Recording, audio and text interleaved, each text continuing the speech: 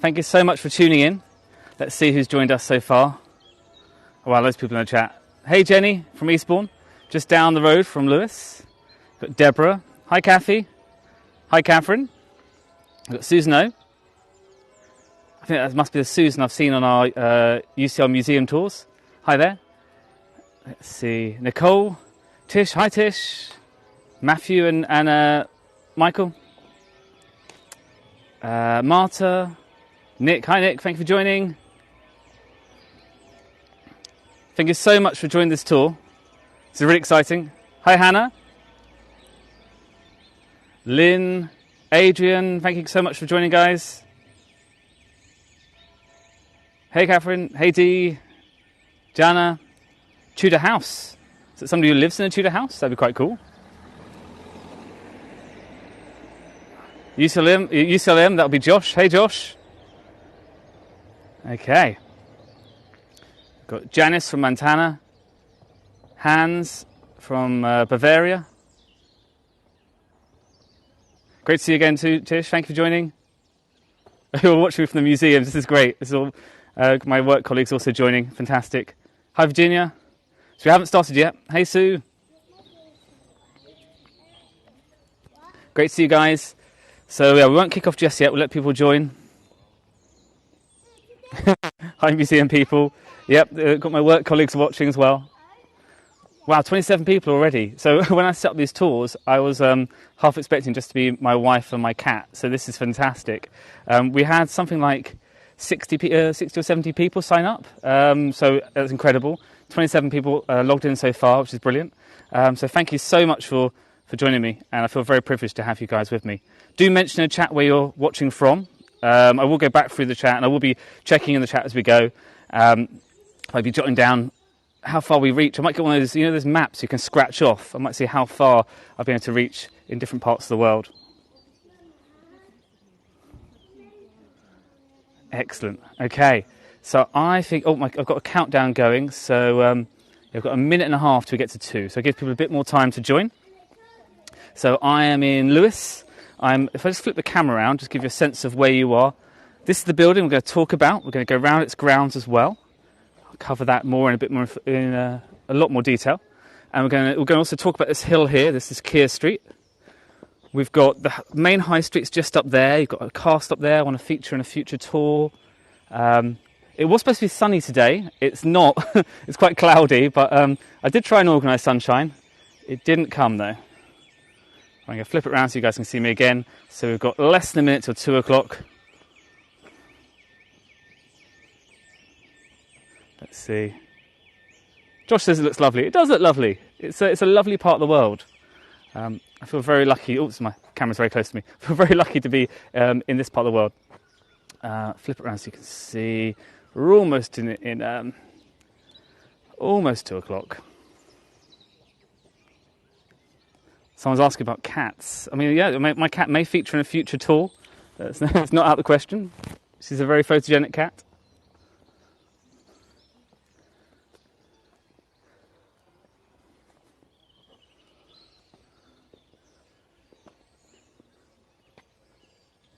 Okay, it's just a little bit longer. Let's see who else has joined us. Okay, Dawn's joined us. VJ's joined us. Faith's joined us. Thank you so much, guys. Okay, so I make it 2 o'clock. So let's begin. I'm going to flip the camera around. You can see me just for a bit. Okay, so welcome to my first HeyGo Tour on my channel, Go with Graham. This has been a long time coming. I'm really excited about this new project. So do click follow if you haven't followed already, so you can see my future tours. And I look forward to providing amazing insights into places around the south of England, the south coast, maybe up as far, we'll probably go to London, there'll be other places. So do join and do follow. In October 2022, I helped launch the UCL Museum's HeyGo Museum channel, and I've been running tours on there. And I lead collections and niche tours about the UCL's three museums. That's the Grant Museum of Zoology, the Petrie Museum of Egyptian and Sudanese Archaeology, and the UCL Art Museum. They've been really popular. We've managed to reach people all over the world, and it's a phenomenal experience to be able to have the privilege of being able to show people those incredible places. And so I want to take that and be able to show people other places near where I live and beyond. So I want to explore places beyond UCL, and you're going to see those historic places, historic collections as well. It's a live tour, so anything can happen. I did a test run earlier and some random person shouted at me. I wasn't doing anything wrong, they just wanted to shout. So that may occur, you never know. It is a live tour. And this is the first time I've done an outdoor tour. So normally I'm inside a museum, so it's a new experience. Also, you've got to factor in like wind and things like that. I'm thinking of doing a tour at Berlin Gap, and but I'm not sure if this microphone might pick up the winds. I might have to get like a fluffy cover for that tour. But do follow my channel, you'll see how I get on with those. I will keep an eye on the chat as we go, and I will answer questions as best I can. If I can't answer your question, do email me. So my email is gowithgraham@hotmail.com. So that's gowithgraham@hotmail.com, and I'll endeavour to find the answer. And also you can contact me via my Instagram account, which is Graham HeyGo Tours. Okay, so I'm going to flip the camera around and I'll give you a little bit of history about Lewes. So Lewes is the county town of East Sussex, England. So if you've got criminal intent, this is probably not the place you want to be. It's probably a town you want to avoid. Well, why is that? Well, it's the police and the judicial centre for all of Sussex. It's home of Sussex Police, East Sussex Fire Rescue Service. It has a Lewes Crown Court and a Lewes prison.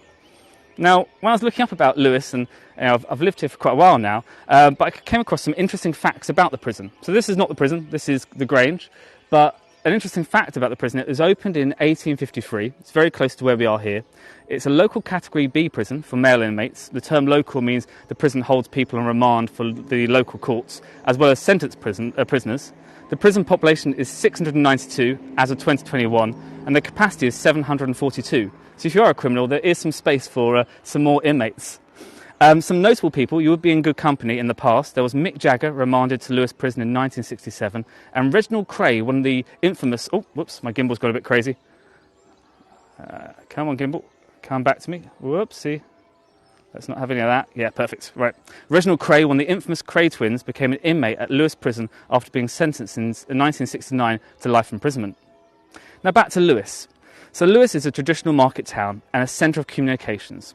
And in 2064, it was the site of the Battle of Lewes, and it will feature in a future tour the site where that happened. Some key landmarks in the town, which include this building that we're stood outside of now, is Lewes Castle, Lewes Priory, Bull House, the former home of Thomas Paine, and I will feature a future tour all about Thomas Paine. So if you're an American or you're keen on Sussex history, because he did live here for a portion of time, I will be doing a tour about that. There's also the south of the Grange, which you're seeing the building just outside now, and also the public gardens are a famous site in Lewes that we're going to get to enjoy seeing.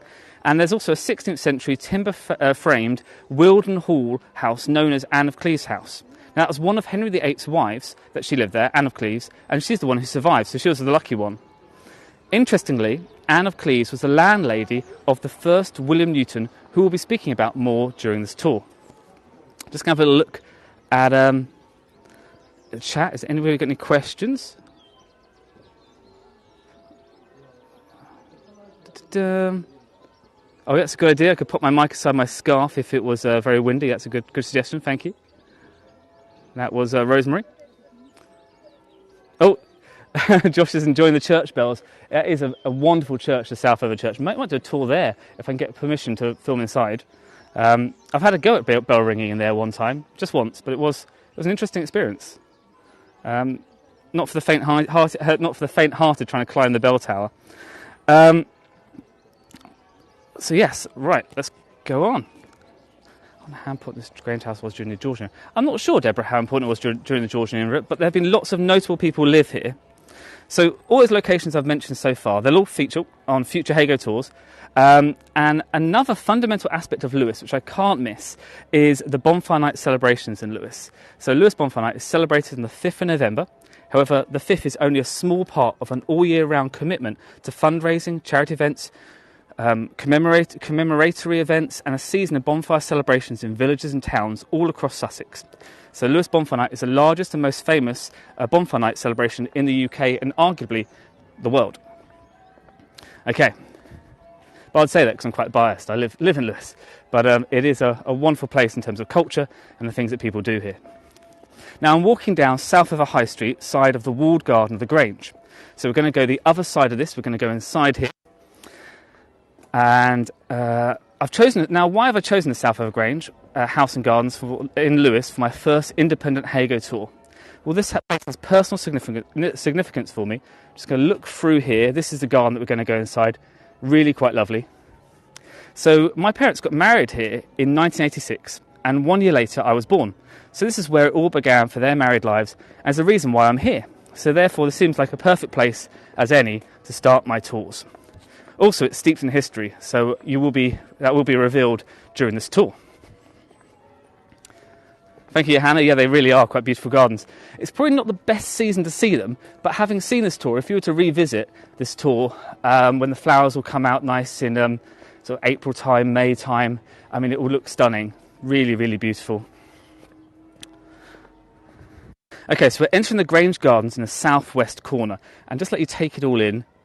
Imagine this all in bloom and all the lovely leaves on the trees. It will be quite wonderful. Okay, and it is lovely even as it is now, and they keep it very nicely. So south of a Grange is formerly known as the south of a house or south of a priory. There's a traffic cone here, not quite sure why. Kind of spoils the view a little bit, doesn't it? This is a historic 16th century manor house. It's Grade 2 listed on the English Heritage Register, and it was built in 1572 by a William Newton. So that was the man I spoke about, whose landlady was Anne of Cleves, who was a wife of Henry VIII, who did manage to get away from Henry and survived and lived in Lewes, or at least had a property in Lewes. So William Newton built this property in 1572, and he owned it in his family for 300 years. We'll just go past these people, enjoying their lunch, Alec. Let them enjoy their lunch in peace. Now, it subsequently has become the residence of many notable people until it was bought by the local council in 1945. Today it's owned by East Sussex County Council, and it houses the Lewes Registry Office, which provides marriage ceremony packages, civil partnerships and civil ceremonies. As I said, my parents got married here, so I can highly recommend it for a long-lasting marriage. The gardens are managed by Lewes District Council, and also these squirrels. I'm sure they manage it in their own special way, planting things all around the gardens. Oh, he's a fast one, isn't he? Okay. And they are accessible for the public all year round from dusk till dawn. And the space has hosted events ranging from local theatre, Skittles tournaments, beer or gin festivals and much more. Now you're going to catch glimpses of things as we go around, such as this mulberry tree here. Talk more about that. I'll be mentioning this lovely magnolia tree. These gents over here with their musical instruments. Another sculpture over there. So we're going to be covering a lot during this tour.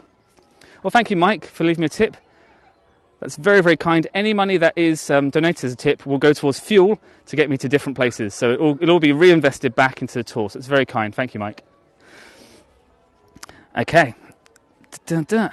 Right. So I'm going to walk.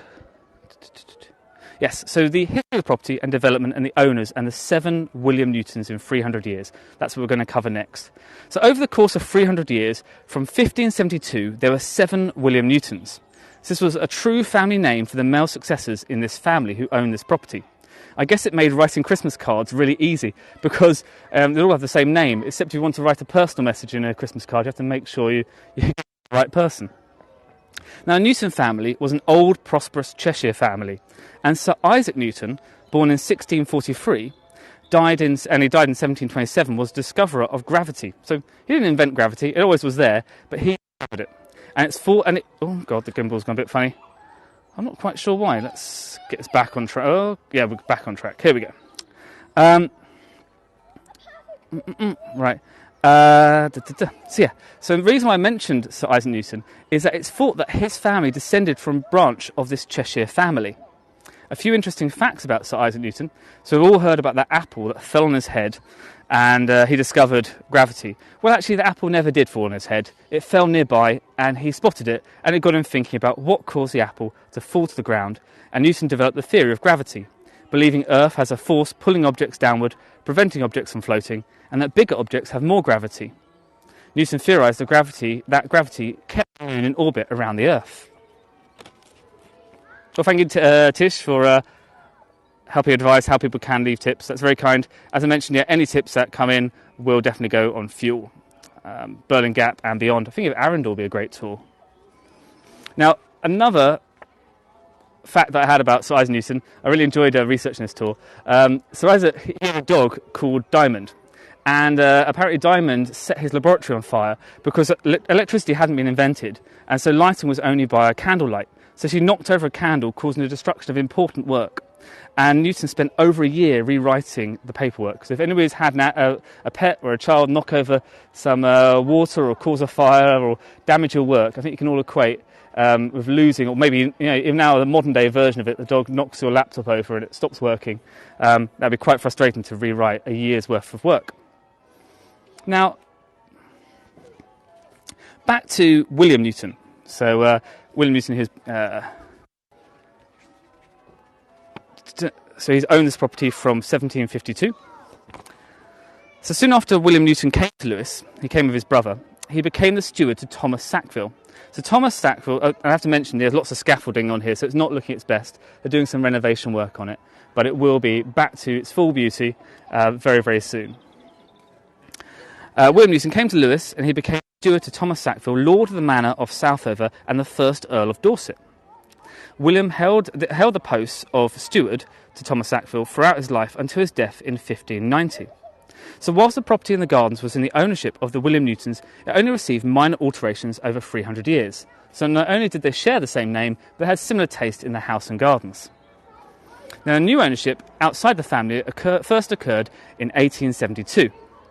So I'm standing on the lawn, I'm looking at the house, and I'm looking at the trees and the walls right here. So the material to build this building, the Grange, and the walls around it, came from the great Colniac Priory of Lewes, today lying in the ruins approximately 200 metres south of here. So I'm looking south. So the gimbal's going a bit crazy. Let's get this gimbal back in action. Right. Not sure why it's doing that. Let me just shimmy this over. Shimmy this over just a little bit. See if that helps. Okay. Never had a problem with this gimbal. It's always been fine. Let's get this. Okay, right, we're back in action. So the great Colniac Priory of Lewes, lying in ruins approximately 200 metres south of here, was destroyed by Henry VIII between 1537 and 1539. And that was during the dissolution of the monasteries. And in 1540, the ruins and grounds were given to Thomas Sackville, who built a house called Lord's Place in the ruins of the old Priory building, 200 metres south of here.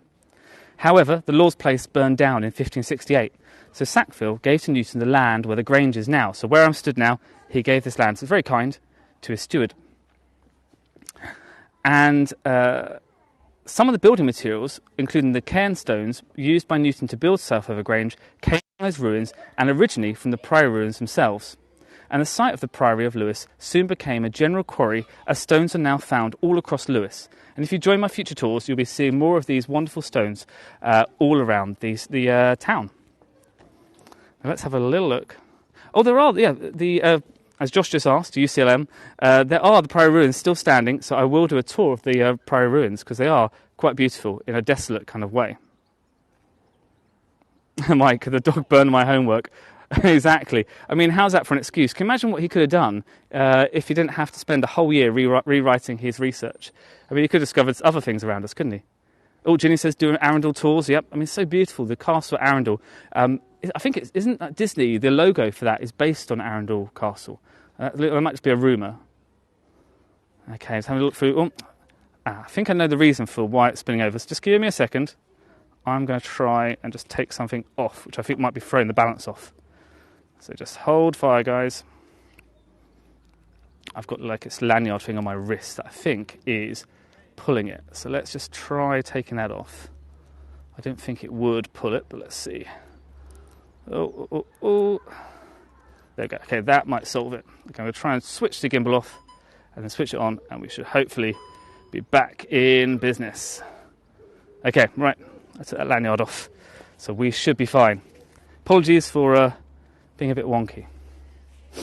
Right, Okay, so still a bit wonky. I'm just going to try and get it perfect. Let's see. Oh, come on, guys. Come on, gimbal. Right, okay. I think that's better. Apologies to the gimbal. It hasn't had a problem before, but now it's which gimbal is it? It's a DJI gimbal. It's a good one. It hasn't had a problem, but anyway, we're back. Now, where was I? So very keen on recycling. They use these priory stones all across Lewes. Now, parts of the estate are missing now, so we're going to go for a bit of a walk. I'm going to head back outside, so back to where we were. There will be a slight Millennium Falcon moment. You'll see what I mean in a second, as things will slightly zoom past, but I will try and mitigate that as best I can, because I want to get you to the bottom of Keir Street, which is really steeped in history.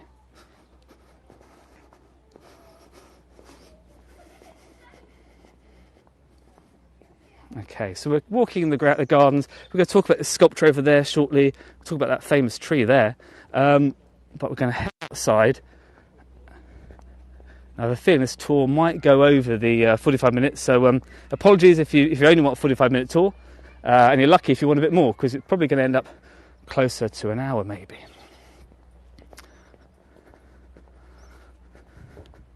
Right, so head through here. Yeah, this is where somebody shouted at me. I don't think they were having a good day. But anyway, people have good days and bad days. Right, this is the Millennium Falcon moment. I'm not going to go through there because that's going to be zooming past the lens. So we're going to step out here, and rather than those fly past like stars in a Millennium Falcon, there we go. So we're walking outside the Grange. There's a fantastic Sussex Guild shop. If you've got a bit of money in your pocket and you want to buy something, that's a really good shop. Made by some fantastic creative talent in Lewes. Now, I said that parts of the estate are not present now. So the original grounds included 2 acres of a meadow to the west. So where I started this tour, behind me was that meadow. And so it had a carriage drive turning circle immediately in front of the main property, and a paddock lined with an avenue of trees. So now that's become a car park, and they've also built 2 schools there. So that's just over there. That was also part of the gardens. Now I'm going to talk about Keir Street, just over here. So no cars are supposed to be on Keir Street. It's forbidden to use it as an access route, but maybe there is parking there. Anyway, so you've got to trust me when I say this road is very, very steep. Some parts of it are about a 45-degree angle, so I wouldn't want to walk up here in the snow or ice because it'd be pretty treacherous. Now, the William Newton, so this next bit is a rural connection. So the William Newton who lived here in 1796 to 1809 was a lieutenant colonel of the 10th Light Dragoon Hussars and a close friend of the colonel of the regiment, who was a Prince of Wales, who later became Prince Regent and in turn King George IV. And he lived partly in Brighton. So the Prince Regent, he used to visit the Colonel Newton several times and stayed here for 2 or 3 nights, accompanied by Mrs. Fitzherbert, his mistress.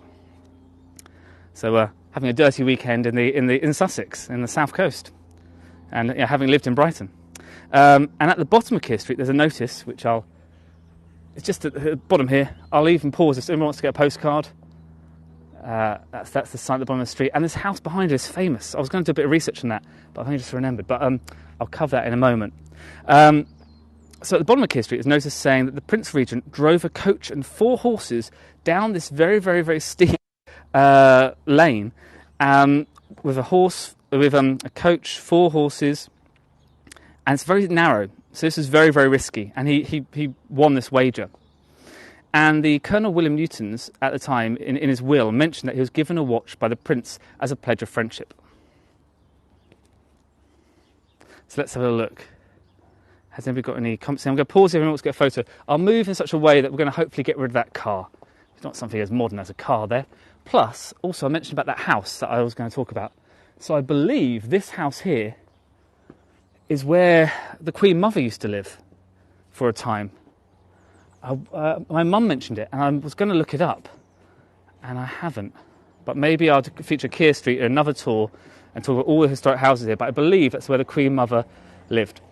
So yeah, if I move here and get a picture of this very, very steep hill, But trust me, some parts of it are 45-degree angle, so you'd have to be quite a daredevil to want to drive a carriage and horses up there, and now you can't drive up there. It is forbidden. Now we're going to return back to the Grange Gardens. I'm just going to see if we've got any questions or... Let's see. Somebody's asking where Coronation Street is filmed. I'm not sure. Oh, somebody says Yorkshire. Oh, yeah, okay. Okay, so we're going to head back inside the Grange. We'll go this way, it's a bit shorter. And we're going to talk about after the Newtons. So we've covered a lot of the Newtons. There were 7 of them. They were very well to do, did lots of things in the town. And one of which had a very good relationship with the Prince Regent and received a gold watch. I wonder if that gold watch is still around. It had a nice inscription. Hi Cheryl, thank you for joining. We're partway through the tour, but there's still plenty to go. I'm envisaging this tour will be at least 45 minutes. Oh, I mentioned about so this is where you can get married. There's a registry office just over there. That's where you go for your birth, death certificates, wedding. Oh, look, there's a wedding car. Perfect timing. We'll just capture this and then we'll head inside. Or maybe they're going to get married in the Grange. It doesn't look like it's open today, but look at that. Perfect timing. Okay. Right, so this is all. We'll move the camera around. And it's really nice. The trees in here have got metal plaques on them which mention what variety of tree they are. So, which is really cool. Hi Becky, thanks for joining. So we're partway through the tour. We've been talking about the William Newtons who owned the property, the Grange House and Gardens, and now we're going to talk about after the Newtons. So after the death of the last of the Newtons, let's move the camera up so you can see the property, it passed through various owners until it was bought by a member of the Scottish shipbuilding family, William Laird MacGregor. So that was in 1861, and it was he who engaged a London architect to carry out the alterations, making the house as it is today. So there are 2 rooms, now the Evelyn and the Ainsworth rooms, they were enlarged. There's the main oak staircase installed in a new extension. There was new chimneys added, probably these ones here. There's also a range on the north side extended, which now includes a registry office, so that's over here, which is my finger registry office. You've got a lovely shop, you've got a cafe,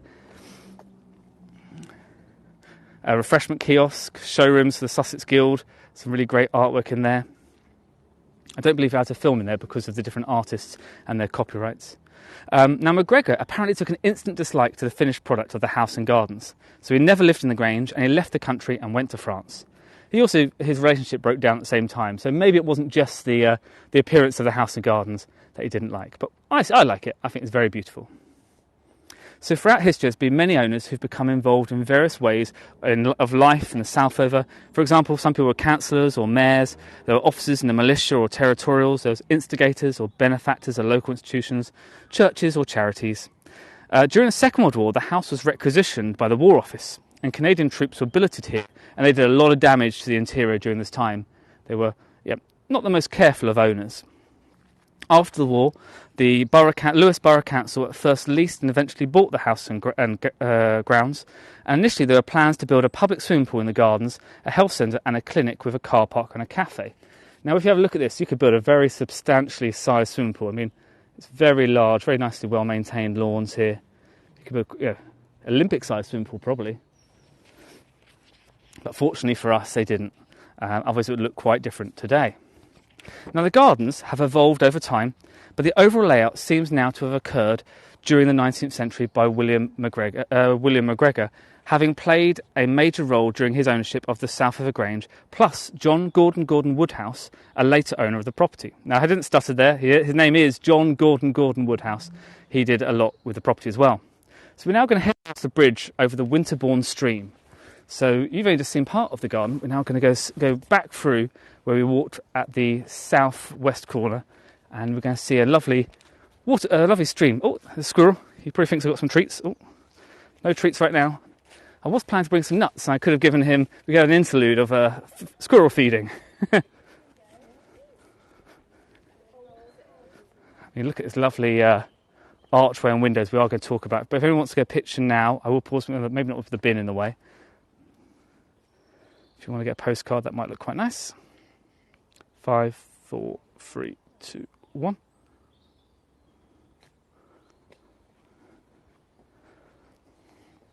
Oh, I'm just reading some of the comments. Graham, I love how you're describing the sites as you go along. That way, those of us who can't see can at least get an idea of what's being shown. Oh, that's lovely. I'm really glad. Oh, can you slow the panning a bit? Thanks, Tish. Yep, I will do. So, I guess I'm just a little bit excitable. This is my first tour solo and with my channel. So, I will pan a bit slower for you guys. Just to give you a sense of the space. Okay. It really is quite lovely. This will be all in bloom.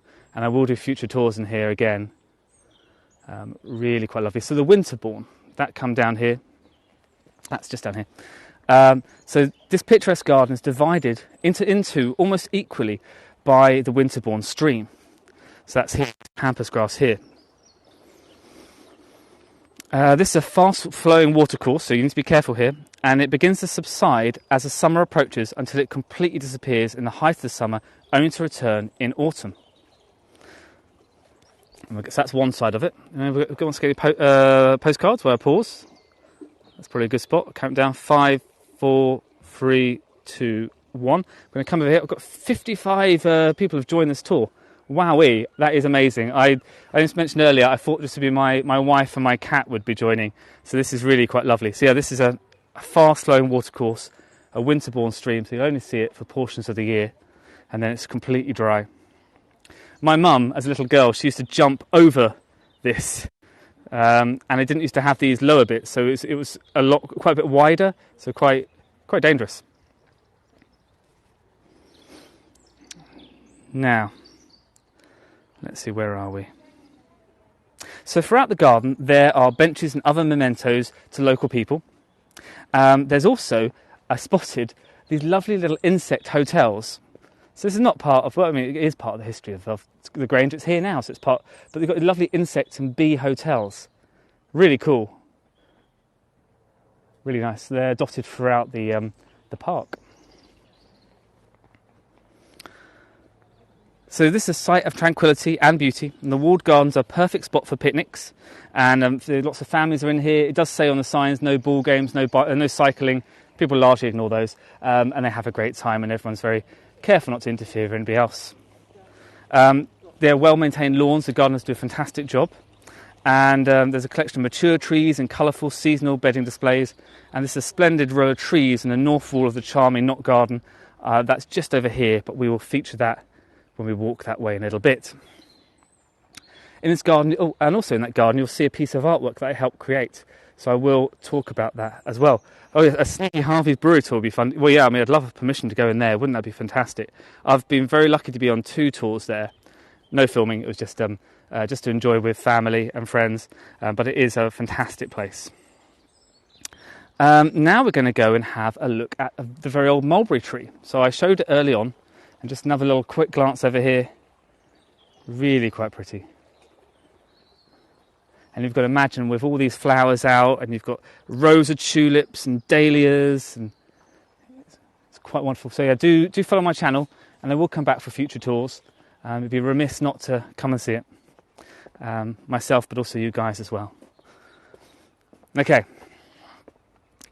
So I mentioned the magnificent trees, and this is one of them in particular. So this is on the main lawn. It is one of the oldest mulberry trees in England. It's estimated to be well over 350 years old. Now, King James I, he urged the planting of mulberry trees, hoping to establish the silk-producing industry in England. So you're thinking, what connection does silkworms and mulberries have? Well, silkworms eat mulberry leaves. So that's as good a reason as any to be planting them. It's good that they've got this protected because, yeah, kids would be jumping all over this. They'd be having a great time. It wouldn't do the tree any good. But it is nice to see. It's nice and protected. They've got a nice exclusion zone. You've got, looks like some daffodils coming up here. That'd be gorgeous. But yeah, very nice. A grand old lady in the middle of the Grange. And what things she's seen in that time. Now to another grand old lady in this park. This is the copper beech tree. Again, so this is a substantial tree, and I just love the shapes of it. It's sort of bulbous and huge. Really quite lovely. And I mentioned those there's metal plaques on the trees. I'll zoom into this one. As you can see, the the species name and the common name of this tree is a copper beech tree. Oh, Deborah's got a question. Question for Graham. I wonder how the mulberry trees have been used as a source for economic trade across the British Isles over the centuries. I'm not sure. I will look that up, but I'm not sure, Deborah. Do drop me an email. My email address is gowithgraham@hotmail.com, and I'll look it up. But yeah, I wonder if that tree has been used for economic benefit of maybe the owners of the house over the last 350 years, if they made use of it, having planted it. But the roots of this tree reminds me a lot of Angkor Wat. I mean, it's obviously not on the same scale of Angkor Wat, but, you know, there's lovely shapes here, really quite wonderful.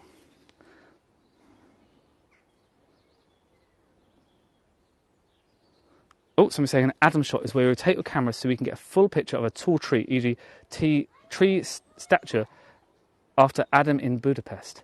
Okay, well, I'll try and rotate upwards and see if that gives you a sense of how big this tree is. I mean, it's, yeah, you probably need about 4 or 5 of me to wrap our arms around this tree. It's just so big. I'm not sure if my gimbal can go all the way up, but it's quite impressive. And rotate sideways, yep. So I can just sort of show you guys the beautiful gardens. So other trees that we have here include that copper beech tree. We've also got an Indian bean tree. I'll point that out when we go past it. There's a Magnolia gladiflora, which is next to the cafe here. That, with its cream flowers all over it, again, stunning. You've got a foxglove tree, which is on the terrace just over here. I will point that out more. Oh, that's my finger over there. I'll point that out more when we go and look at the artwork over there. There's also a tulip tree, which was planted by somebody famous who you definitely would have heard of, but we'll reveal that in due course.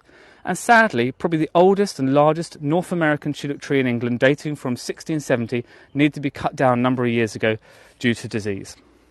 So each season, the formal bedding displays, and I'll use this as an example over here, are planted with a half-hardy bed and a dahlia bed.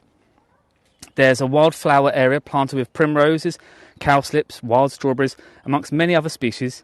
And this is a fairly recent addition which emulates the gardens as they were during the time of John Gordon Woodhouse.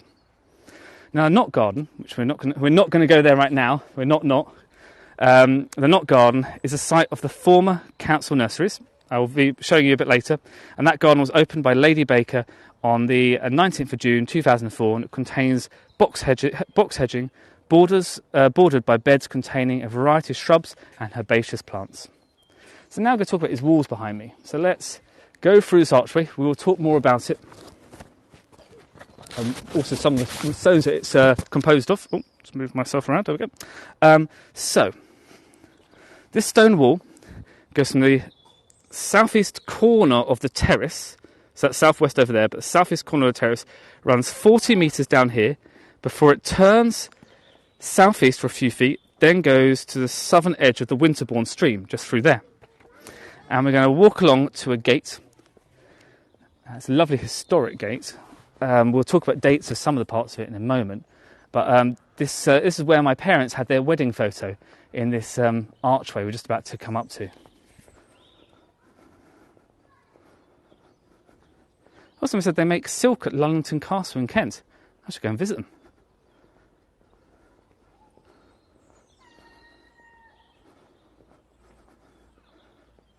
Okay, so this archway here, this is my parents' wedding photo. Yeah, you have to imagine them there. I should have featured it as a photo and I could have included it in this tour. Oh, let's pass these people by. So we're going to go through this gate, going to go up here. And then we're going to, there's a well just over here. So this is a disused well, so it's not used now. It'll probably be a bit grim now, and there's much better sources of water. But this is a lovely historic well. So this is to the right of that archway. So there's 2 archways here. We came through this one. We're going to go and have a look through here shortly. So this is the well. It has a date of 1789 in it, and the initials of a then William Newton and his wife Anne on this leaden pump head, and it's probably put there to commemorate their wedding anniversary, or perhaps their wedding day. And then down here, we're going to follow this wall that we spoke about, sort of 40 metres long. And we're going to talk about the windows in the wall, which we saw very briefly. We'll talk a bit more about. Oh, Nicole, thank you so much that you're loving the tour. It really fills my heart with gladness because I spent a long time thinking about doing these tours, a long time prepping it, and I've got lots of other tours I want to do, so it's good to have some good feedback. And I can see a whole bunch of people have joined. I can see Karen's joined, Diana, Karen, thank you so much for joining. Okay, so we'll talk about these windows. Oh, let's move back a little bit. And this lovely archway here. So where the wall turns southeast are two windows consisting of priory carved stones built into the wall by William Newton in 1729. So this is one of those 7 William Newtons. They weren't very imaginative with the names. So these lovely old carved pieces of architectural stone that have been included, repossessed, recycled into the building of this. And you can see these probably would have had windows in the past, in the old priory, and part of the base of a pillar there. And we could go the other side because I think they're even better on the other side, in my opinion. We'll come through. This is like a gargoyle, some sort of creature with little legs, feet. It probably would have been the other way up. And you can see daylight through the other side. You also got some modern graffiti. People always want to leave their own mark. Bits of architectural stone. Come down here, there's a bit more, and you've got these lovely little shelves. I saw somebody had left their coffee cup on one, so I did clear that off as I was walking around. Shame for people to leave coffee cups around. There are bins. Okay, now we're going to go see a carved face. Now I didn't spot this until a few days ago when I came to visit. It's been here a long time, I'm sure. It's from the old priory. Look at this fantastic face. I did think this would make a really good, let's zoom in a little bit. This would have made a good picture for the advert for this tour. And it's almost certainly this came from the priory itself. So I wonder where they had this featured. But it's really cool. What a lot of character.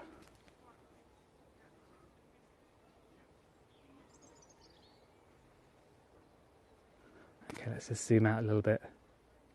So it's all become part of the history of the Grange. And those windows were built in 1729, so that gargoyle probably has been there as long as that. So now we're going to talk about some of the gravestones here as well. Now this one here, on the west side of the final section of wall, hidden behind this garden seat that's been put in here, is a gravestone. And it got here after 1865, so that's probably when this particular bit of wall was built here, with this more recent stone.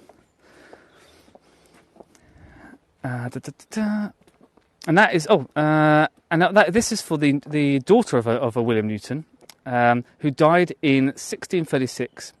And on the other side, the east section of the same wall, are a few more gravestones. As you can see, it is largely illegible.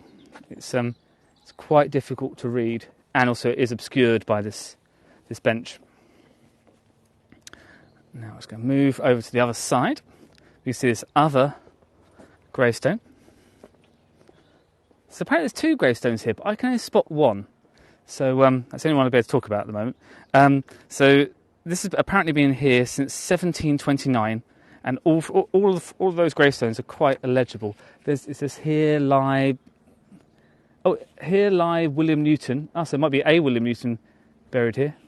Might need to do a bit more digging on that. Okay. Now we're going to look at the modern sculptures, which, although modern, they have now become part of the history of the Grange and the Grange house as well, and the gardens. So I'm now going to go to the terrace that we spoke about, and I pointed in the far distance, which includes the foxglove tree.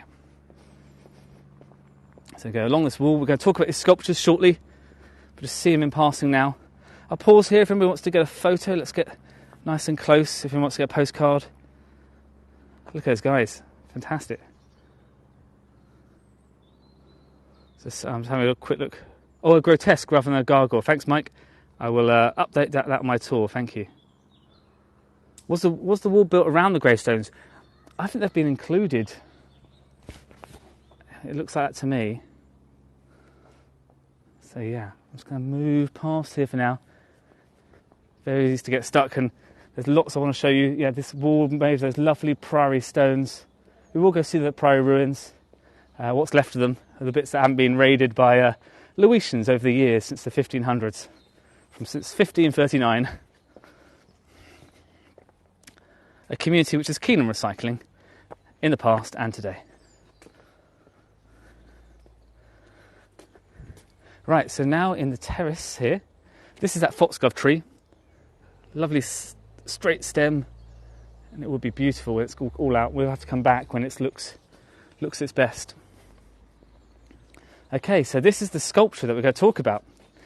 So I'm just going to slowly pan around so you get a sense of what the sculpture it looks like. You've got two faces here. Just going to spin around a bit more.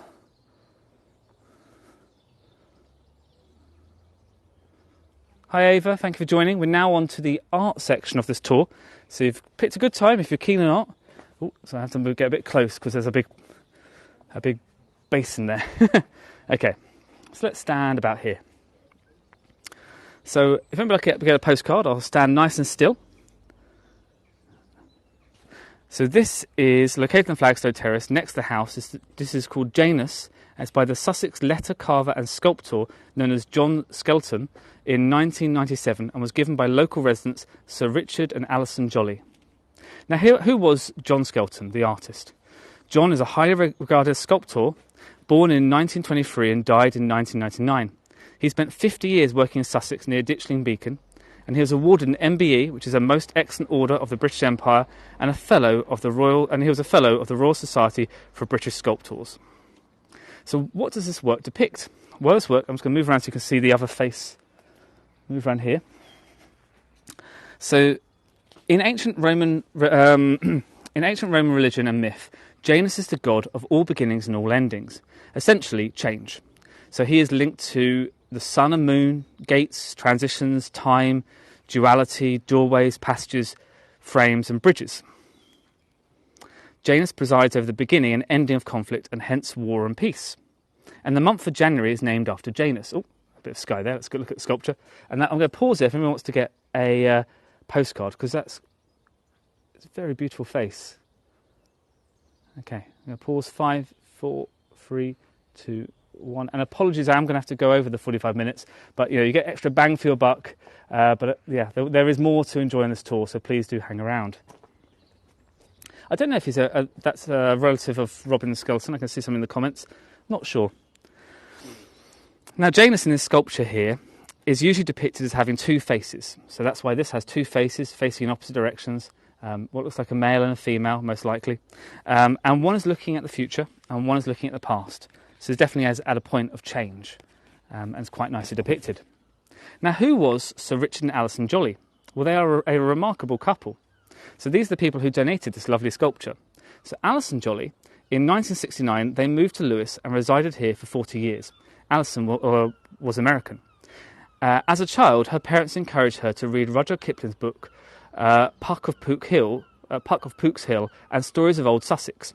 And she later said she never dreamt that the magical land of Sussex was real. I too believe that Sussex is magical and very beautiful. Alison was a renowned primatologist and conservationist, famed for her work with lemurs of the Madagascar and of human evolution. She shed light on the evolution of social intelligence and helped disprove a long-standing scientific tenet that males were dominant in every primate species. So she proved that was not the case. Sir David Attenborough, who knew her as a honorary fellow of the Durrell Wildlife Conservation Trust, wrote that not only lemurs, but the people and the land of Madagascar captured her heart. And from reading about Alison Jolly, I understand that she held 4th of July blueberry and strawberry and meringue parties at the Jolly household in Lewes in Southover, and they lived in one of the oldest properties in Southover. She was witty and liked brightly coloured jackets and trainers.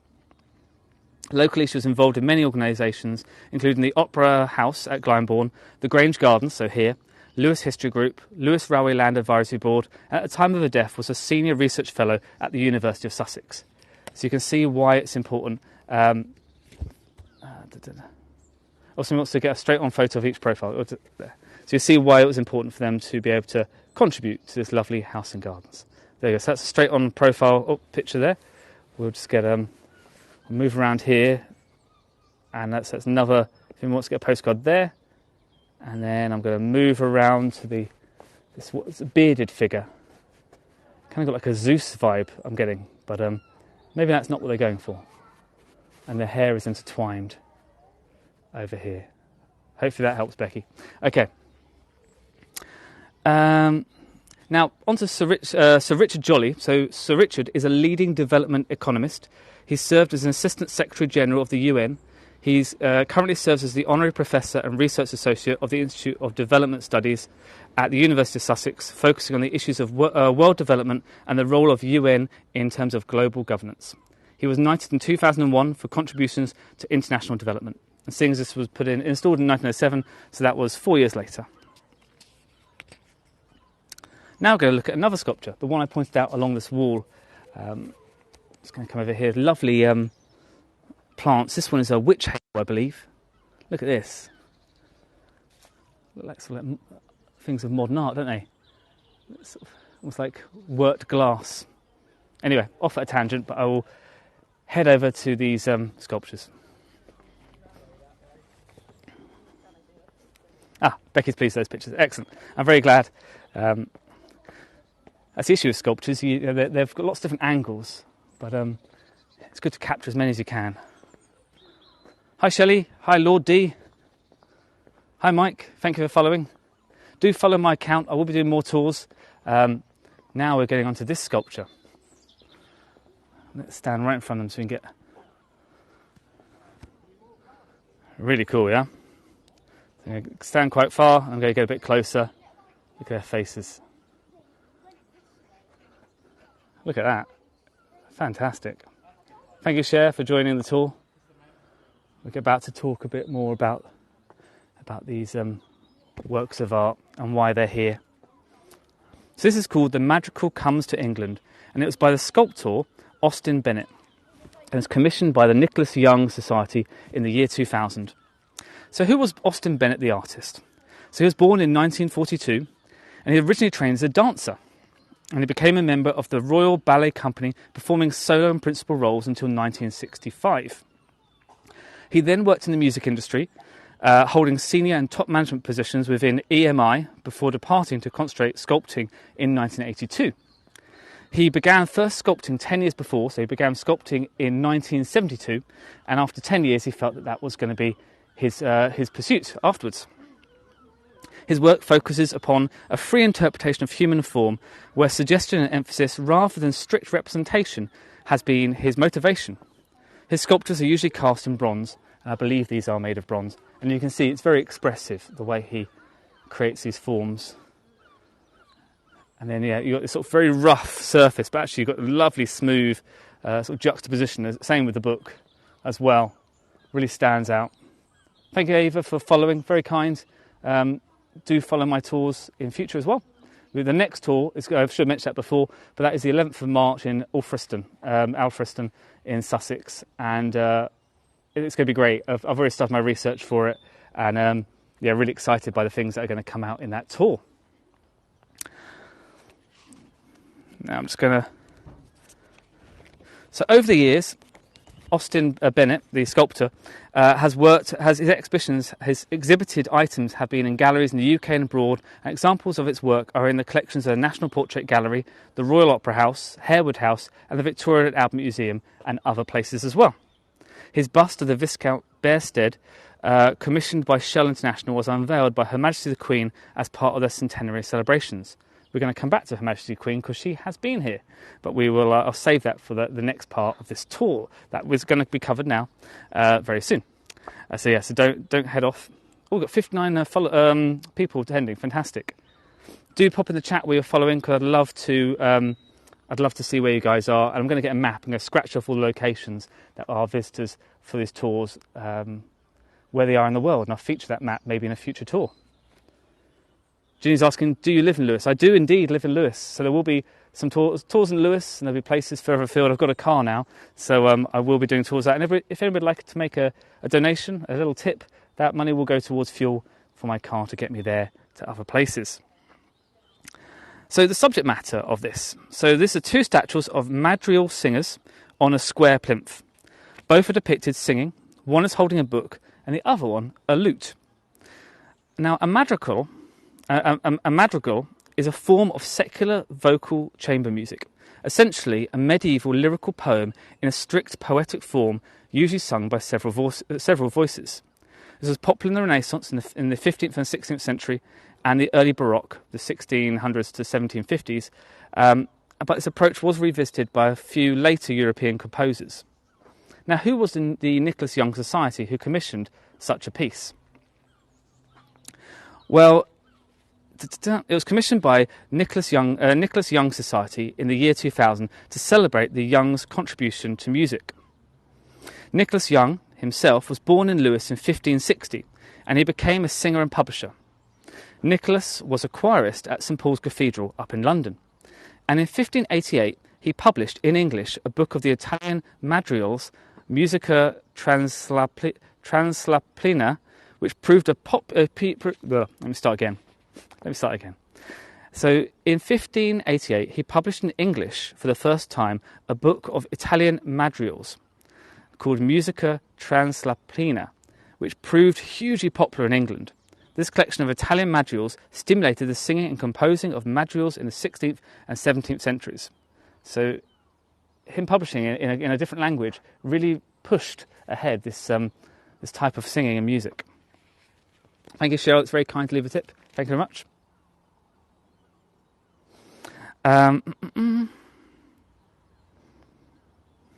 And the Chamber Music Society in Lewes is named after him. So the Nicholas Young Society is arguably one of the finest mainstream classical music societies in the southeast of England. The society favours trios, quartets and small ensembles with an occasional piano soloist or singer. Many of the artists are of international fame, but it also provides a platform for young professional musicians. So maybe some of those young musicians might come here, see this and feel inspired by what they can produce. Now we're going to go to the Knot Garden. So we're not going to go there, we are going to go there. So I'm going to head over here this way, and you're going to see a piece of artwork that I helped contribute to back in 2004. And for about 15 years, I thought it didn't make it. I thought it had exploded in a kiln, but no, it was there all along. So we're going to head through this archway. And thank you so much for everybody who's attended. I can see there's 55 people watching currently, and this is phenomenal. I wouldn't have believed this when I posted about I was going to do this tour. I thought I was going to get just my wife and my cat.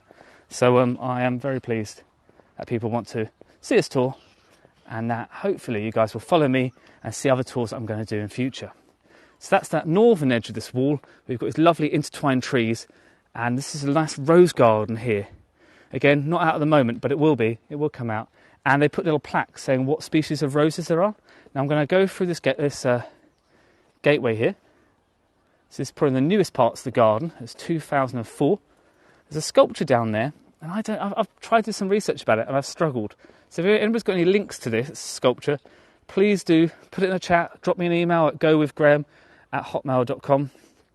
I believe it was made by some students in Dieppe, and probably dates 2004, but I imagine they would have worked with an artist.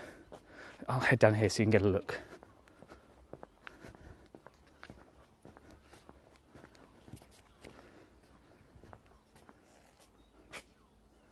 Okay, so yeah, it's a really lovely sculpture. I don't know very much about this.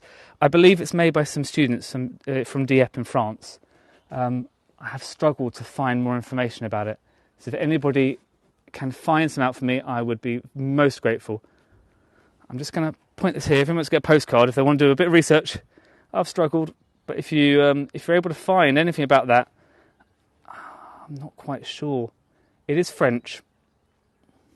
Anyway, if anyone wants to get a picture, I'll pause it for 5, 4, 3, 2, 1. Okay, now I'm going to talk about something that I do know about. So we're going to move around. So that's the southmost wall of the Grange here. I'm now going to spin around, and we're going to head into the Knot Garden.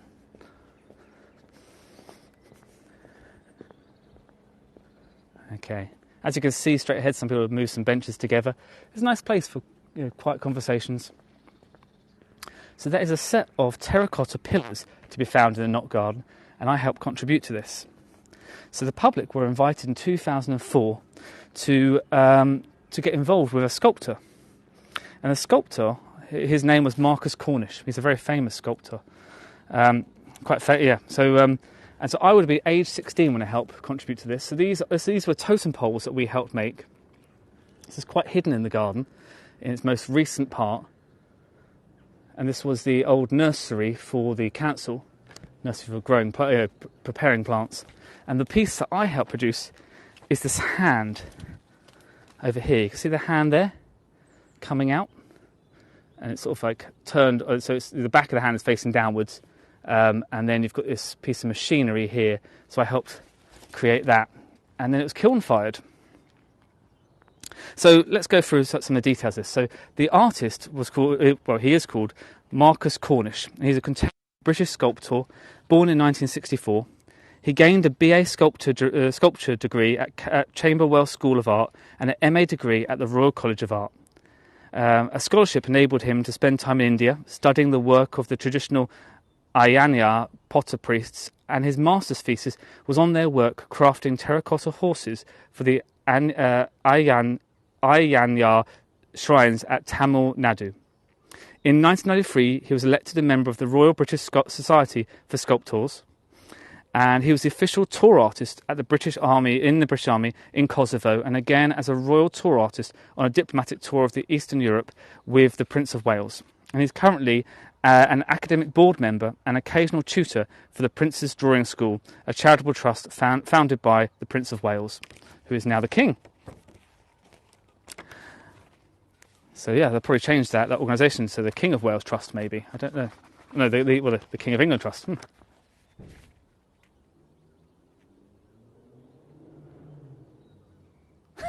Josh joking, your help with the sculpture came in handy then. Well, the reason why I made it like that is that I could then touch the past. So that was me when I was age 16. I made that part of the sculpture. I mean, some of these are fantastic. I mean, they put me to shame, don't they? Like this head here, if I zoom in, let's get a postcard. I mean, maybe that was made by Marcus himself. I don't know. It's really cool. So the subject matter for the sculpture. So the public were included in the creation of this quiet reflective space. So if I move over here, you can see it is a quiet reflective space. There are some sort of commemorations for people who've lost people in here. I'm not going to focus on those, but it is a wonderful space. And so they could sculpt anything they liked, but it needed to fit within a certain shape for the kiln itself, but also for stacking one on top of the other. So I wanted to reach out and touch this sculpture in future. So I created one hand facing upwards, and the other side was a piece of machinery that I looked at and sculpted. And I sculpted just the other side of this wall. So this wall here is where the studio is. So then they would have come through and installed it here. And after my involvement, I inquired if my sculpture had survived the firing, and I was told unfortunately it hadn't. So I didn't come and look for it. And then I came here with my wife about 5 years ago, and I found actually it is here. It did survive the firing. So that was a nice surprise, and I found out a piece of my artwork has been exhibited here for 19 years. Amazing. Now we're going to go and see the John Edgar sculpture on the main lawn. Thank you, Matt, in Hong Kong. Thank you for joining. Do mention where you are, guys, and we'll get a map and I'll scratch off to see where everybody has joined on this tour.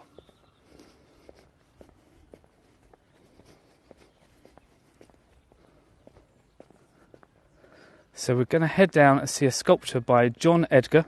It was made in 2010, and it's called Lewes Group. So we're going to go through here, the nice mosaic on the wall.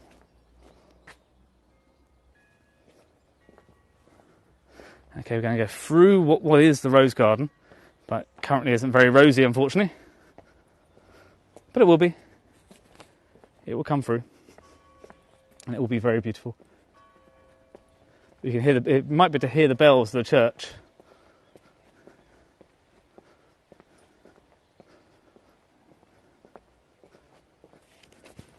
And this is the Winterbourne from another angle. Again, I'll pause there if anybody wants to get a postcard. 5, 4, 3, 2, 1. I'm going to move now. You see the pampas grass in the background. So over here, I mentioned the Indian bean tree. They've got one at UCL in the main quad. There's one here. And they do have these fantastic sort of foot-long beans that hang off these trees. So it is really quite lovely. It's opposite the Lewes, so we won't feature that bit. But they do have festivals, gin festivals, beer festivals, skittle festivals on this piece of lawn here, and also over here as well. Here's the fast-flowing Winterbourne that cuts the park in two. So we're going to head towards this sculpture over here, just this way. Now we're lucky today, there isn't children climbing on it. Now it isn't a climbing frame, and I wouldn't recommend it, but many a time have I seen people playing on here.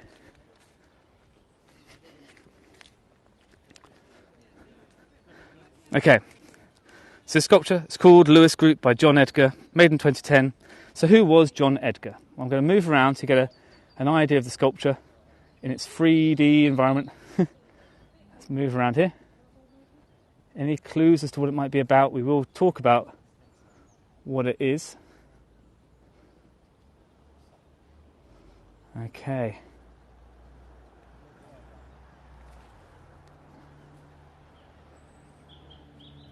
Okay, right. So John Edgar he is a British sculptor. He was born in 1968 in Rustington, West Sussex. He's a British artist who enjoyed using improvisation in his practice, which tends to be figurative. So if you saw people in here, yep, that is people as part of his sculpture. His artworks are often autobiographical, referencing anxieties or preoccupations which he had at the time. His body of work includes many clay portraits of eminent sitters. And he studied at both Exeter University and the University of London before attending the former Frink Museum of Figurative Sculpture for 2 years from the year 2000, and he was awarded the Discerning Eye National Bursary for his studies. Now, a peculiar fact about John Edgar, he spotted an interesting stone in 2012 being used as a planter in a West Sussex garden, and it was subsequently identified as a really important Roman sculpture in the theme of, I'm not going to pronounce this, Iphigenia in Taurus. So this is an interesting fact. He had not only a good eye for sculpting, but a good eye for historic sculpture. Now, subject matter, his work is an unpreconceived work, named from the site of the acquired stone, so it came from Lewes' stone, so that's why it's here. And the figures in the group are thought to be a response to the day-to-day concerns of an artist with a young family, a young and growing family. So you can see there's a small figure here, what looks like a child.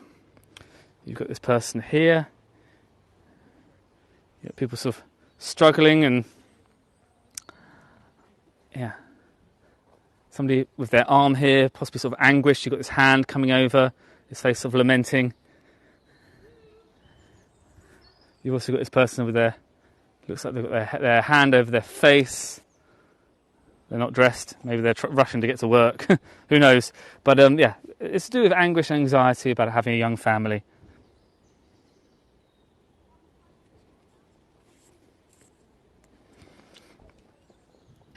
So this measures 100 centimetres, so a metre, by half a metre, by diameter. So so it's 100 metres that way, 100 centimetres that way, 100 centimetres tall, and about 50 centimetres wide. So this way here. It weighs 1.5 tonnes, so it's not going anywhere. It's very, very stationary. And it was placed in the park in 2013. So how did it come to be here? Well, it's a long-term loan directly from the artist to Lewes District Council. So it's very kind that he has lent it for a long time. Since 2013, and hopefully for a lot longer. It's made of limestone and is locally sourced. Now we come to the last part of our tour, so thank you for everybody who's still tuning in. I'm going to turn around and we're going to look at this tulip tree. Now, from a distance, you wouldn't think much of that tree, just a tree in the park, but that's why you've got a guide, and that's why I'm going to give you some more information to hopefully illuminate a bit about this tree and why it's special. So thank you, Donna. That's very kind. Thank you for leaving me a tip. Any monies will go towards fuel. So I am currently practically stood in the footsteps of Queen Elizabeth II. So this historic stone here, it celebrates when the then Princess Elizabeth visited south of the Grange Gardens in Lewes on the 18th of May in 1951, and she planted this tulip tree in front of me right here. So this tree is a very important tree. It's been here over 71 years. It was much, much smaller when it was first put here. Thank you so much for those tips. It's incredible. Thank you. Very, very kind of you. Thank you, Donna, Sam, Matt in Hong Kong, Kathy. Very kind indeed. Thank you. I really appreciate that. So it's planted here in Lewes, 18th of May, 1951. And so in 1951, the health of King George VI, so her father, was failing, and Princess Elizabeth increasingly stood in for him for public duties. King George VI sadly passed away on the 6th of February 1952 at the Sandringham estate. The Queen's coronation, so Princess Elizabeth's coronation, when she became Queen Elizabeth, was the 5th of June 1953. So this visit, which was the 18th of May 1951, was to Lewes as part of a 2-day trip around East Sussex during the Festival of Britain. She was driven along the Grange road from the town hall on her way to plant the tulip tree in the Grange Gardens. It's this tree in front of us here. The local residents, they waved Union Jacks as she passed, and it was apparently the first royal visit to this garden for over a century. According to contemporary newspaper reports, she won the hearts and minds of thousands of admirers for her gracious and winning personality. I think a lot of people would echo that sentiment about the Queen. This tulip tree is located at a cross path at the end of the main lawn. So that's the main lawn there, so it's got pride of place, and then this stone here, which was part of a ring. So this tulip tree, it originally had a ring of bricks around the base of it, and that circular stone was also part of that ring. But over time, the tree grew significantly, and the trunk and its roots badly cracked the brick ring surrounding the tree and split that inscribed stone. So very nicely, they have protected it, put some concrete around it, and added some extra bricks so it can remain very close to where it was, just there, but is a bit more protected. It's very worn. You've got a rose in the centre, an inscription going around the outside. Elizabeth, you're just about to see her name there. Somebody's added a bit of chalk, but still there, still standing. Thank you, Nancy, for leaving that tip. Thank you, Sue. Thank you, Martes. Apologies if I pronounced that wrong, but thank you so much. And that is the end of my tour. So I'm going to flip the camera around. So thank you so much for joining this tour. I've got another one scheduled for the 11th of March. That's going to be Alfriston. Loads of things I found out about that. I've bought some really good historic books. I'm going to chat to lots of people about it. I'm going to go visit with my wife tomorrow. So we're going to be in Alfriston. So I've got lots. I would have liked to have done the tour more recently, but it's not possible because there's lots of things happening for me. We've got our in-laws are coming to visit us, which would be lovely. In February, I've got a HeyGo Tour with the UCL Museums accounts. That's going to be on the 16th. That's going to be probably about food. I'm going to redo that tour about food in the Petrie Museum. Plus, I've got a tour about extinction in the Grant Museum. But yes, do follow this account, and you'll see me do Alfriston on March 11th. Berlin Gap probably shortly after. I've got some really good information for that. Thank you so much, Marta, for leaving me a tip, and Poppy C. Thank you, and thank you, Poppy, for leaving that lovely review on UCL Museums. That's really kind of you. Thank you very much. If anybody could leave me a review, I would love that for my account. That helps people know what they're going to get themselves into, and hopefully they'll be able to enjoy that as well. So do leave me a review if you have time. I'd love that. I'm just going to spin it around so you can see just another view of the house. Was William Newton's over 300 years, who didn't do a lot of the house, but then the subsequent people did. Some of the artwork, you've got this here, the Lewes Group, you've got the Madrigal singers over there, you've got the Indian bean tree over here you've now heard about, you've got that lovely mulberry tree as I mentioned, the wonderful copper beech tree, the Winterbourne that cuts straight through the middle of the park. And we've gone for an hour and 10 minutes. My wife would be laughing at this. She said I can talk the hind legs of a donkey. Thank you, LD, for leaving a tip. It's very kind. I will probably finish this tour by walking on the Winterbourne because it is so pretty. And please do leave a review if you can. Please do leave a tip if that's possible. That will go towards my fuel for getting me around and about for some future tours. And do follow this account, do follow UCL Museums, and where you'll see me mid-February. Yeah, it's going to have it lovely, very beautiful. And yeah, and take this all in now, because when I do future tours in here, it'll look a bit different. And I know also if you are a follower on Facebook, HeyGo Voyagers, you'll see that I mentioned on there that I'm going to do future tours in the Grange, so you'll be able to see it over time and how beautiful it can be. We'll finish with these pampas grasses over here. I'll just have a look if anything in the chat that I haven't picked up. Oh wow, Ginny's pointing out my followers have jumped to over 100. That's amazing. Thank you, Ginny, and thank you to all those followers. That's so kind, really, really kind. Jenny says it's a great tour, really enjoyed it. Thank you, Jenny. Thank you, Joyce. Hannah P says a great tour, she enjoyed it. I worked with Hannah, so thank you, Hannah. I honestly didn't bribe her for that. Catherine says thanks, Graham, and bye, Josh. Yep, Josh was in the chat. Nate enjoyed the tour. Thank you so much, guys. I'm so glad. I've been wanting to do these tours for a while, so it really is heartening to hear that people have had a good time. There's lots more in Lewes for me to do tours of. If you're American, you might enjoy the Thomas Paine tour I'm going to be writing. If you're not American, you probably still will enjoy it. He's made a big impact in Sussex. So yeah, I'm going to flip this around. Oh, let's see. Was there any more comments? Josh says, thank you, Graham. Great tours as always. Thank you.